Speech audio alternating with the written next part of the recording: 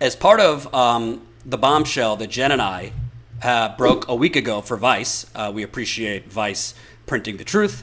And by the way, shockingly, in America, get this, after we broke that story, about yesterday, was it yesterday? Yeah, yesterday, we obtained audio of a meeting from 2017. So the audio, let me start with something to set it up here. In January 2017, Adam Murphy, a sick Flint resident, he was having seizure. He was having seizures. He was having severe cognitive loss. He was losing. When he was driving, he would be forgetting his normal route, how to get places. He had to call his wife at the time to pick him up. The water had ravaged his body and his mind. He couldn't even lift his newborn kid anymore. He couldn't walk up the stairs. He had to sleep in the living room for 2 years because he couldn't walk up the stairs to his bedroom. Okay? Adam Murphy, like a lot of Flint residents, understandably lashed out at a Flint water town hall in January 2017. You're wasting our time and we're dying. People have died from this damn water, and all you guys can sit up there and just pretend like it's no big deal. So Adam, it was much longer than that. He really went off, and a police officer removed him from that town hall. And, I've been to a bunch of Flint town halls, a couple hundred people show up. The residents were understandably angry and upset because the government was really not significantly helping them. Residents were getting sicker and sicker. They had to fight just for Medicaid expansion that is no longer even there. They had to fight to get the service lines replaced. And the only reason they got those service lines replaced was because several plaintiffs, including Melissa Mays, who's featured in my story, went to court and sued Rick Snyder in the state of Michigan because they wouldn't spend the money on their own to replace Flint's service lines, and got a $97 million judgment. So after Adam Murphy was removed from that town hall, he was removed by a police officer. A police officer told him, I could try and maybe get you in touch with Governor Snyder. It was a state trooper. So Adam was like, okay. I reviewed text messages between this police officer and Adam's wife. They're divorced now, but at the time they were married. And this police officer set up a meeting with Adam, his wife at the time, and Richard Baird, who was Governor Snyder's, best way to describe it is right-hand man. If you live in Michigan, if you were in Michigan politics, everybody knew Rich Baird was basically an extension of the governor. They were college roommates. They were best friends. Rich Baird was in retirement and came out of retirement in 2010 when Snyder won election as governor. And Governor Snyder paid Rick Baird, very controversially, out of his super PAC. He wasn't even on the governor's official payroll through the state for years until, people started kicking and screaming over it. So Richard Baird was kind of known as the governor's, it was described to us as his enforcer, his fixer, whatever synonym you want to put in there. So Richard Baird, weeks after Adam was popping off, and it wasn't just Adam, there was several, it's like Standing Rock. When you have really a movement, most of whether it's governments, corporations, try to identify the leaders of that movement that inspire other people, that rally other people, and they try and eliminate them or neutralize them. So Rich Baird shows up in Adam Murphy and his wife's home, and let's go piece by piece here. Okay, let's go piece by piece. I'm going to play you a few audio clips because we obtained audio of the meeting. Let's start here. And by the way, this whole thing, which I'm going to explain, is not just about the Murphys. It ain't just about Governor Rick Snyder, and it's not only about Flint. What you're about to see is corruption that's happening all over this country. Here we go. I mean, I know people see it differently, but at the top levels, at the governor's level and in his office, we knew there was a problem with the water, but all the answers we were given were, we got it under control, we just have to treat it this way, or we do this thing, or we do that thing. And it really wasn't until when Mark Edwards and Dr. Mona were, you know, when that publicity was there, that's when it was clear that the water's not just stinky and discolored. It was discolored when I drank it. You know, when I was 7 years old, you had to let it run for, I don't know if you guys have lived in Flint all your life, but, you know, back when I was a kid, my mom always said, you gotta let the water run for a couple of minutes because it kind of came out orange. And, but then we realized that clearly, I mean, it's toxic. It's not, you know, it's not just bad water. He says to him, we were told by the experts that the situation with the water was under control. That, the water had some problems, but as long as they were going to just tweak the formula and treat the water differently. And if they just treated the water differently, everything would be fine. That's what he just told this sick family.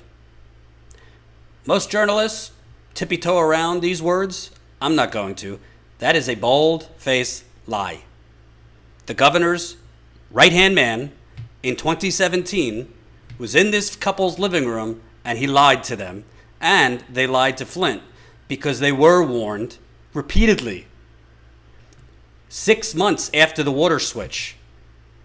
6 months after the water switch. And we're going back here, okay? October 14th, 2014, okay? 6 months after the water switch. There was a whistleblower in Governor Snyder's administration. Her name was Valerie Brader. She was the governor's environmental attorney, an environmental expert. She graduated magna cum laude from Harvard. In English, super smart. Graduated magna cum laude from Harvard. She graduated with her master's from Oxford University, another prestigious university, and she got her Juris Doctor at Georgetown University. This is a brilliant woman. She was Governor Snyder's environmental attorney. She sends an email on October 14, 2014 to Governor Snyder's chief of staff and to several other top officials in Governor Snyder's administration.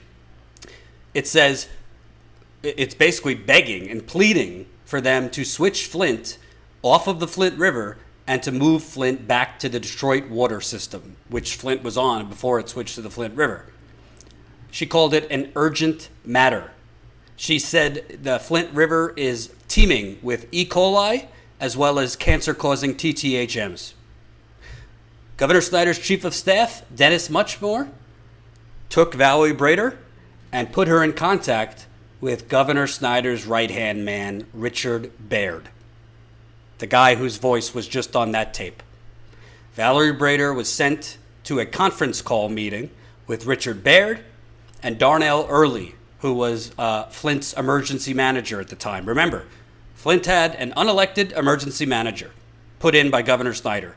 That unelected emergency manager had more power than the elected mayor and the elected city council. But Russia's stealing democracy, right? Not us.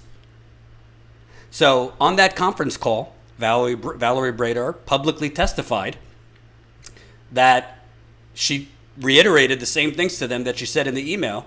She said, this is an urgent public health crisis. And they told her it would cost too much to switch Flint back to Detroit. What we didn't know, what Jen and I found out, was Valerie Brader, in addition to her public testimony, was secretly subpoenaed. She was compelled to come in for what they call an investigative subpoena, which is basically like a one-on-one interview with a prosecutor that's not public.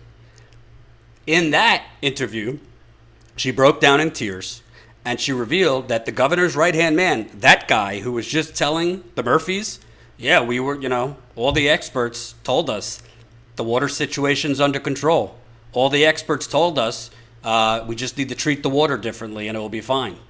Nobody told us it was toxic in the early days.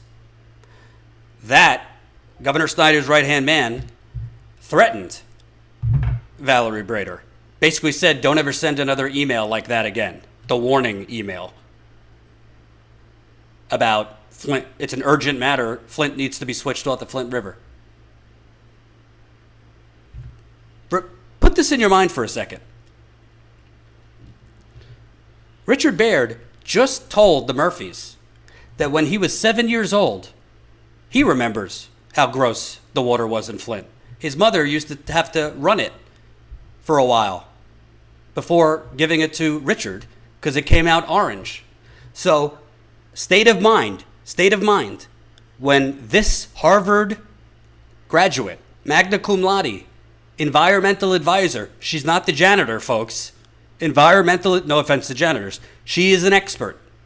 She's telling you, the governor's right-hand man, she's telling the governor's chief of staff, she's telling the Flint emergency manager, who's basically the mayor, that he's got more power than the mayor. Iceberg, here now. People were getting rashes at the time. People were losing their hair. She's saying urgent matter in writing. Chief of staff, why does the chief of staff pass her off to the governor's, again, fixer? I want to tell you what Jen and I were told, who this man is. And some of the sources are anonymous because some of the sources were not authorized to speak. So you're just going to have to trust us. We trust the sources, and these sources know a lot about the investigation. That's all I could say. We were told that Richard Baird is an old-fashioned fixer. His MO was to coerce and threaten and basically do whatever he had to do for Snyder. So why is it that if you have someone pleading to switch Flint off the Flint River, an environmental expert, why would you send her to the governor's enforcer instead of to the environmental department or the health department? Just think about that for a second. Is this somebody you actually wanted to hear? That you wanted to hear her thoughts? That you wanted to actually see? Well, is there anything to this? Or is this somebody you wanted to shut up, silence, eliminate the problem? Hope you enjoyed that last video. Hop on over to statuscoup.com where you can sign up for our email list and become a member for as low as $5 to $10 a month. Membership is how we grow. That's statuscoup.com/join. And remember, join our email list so we can grow the revolution with you.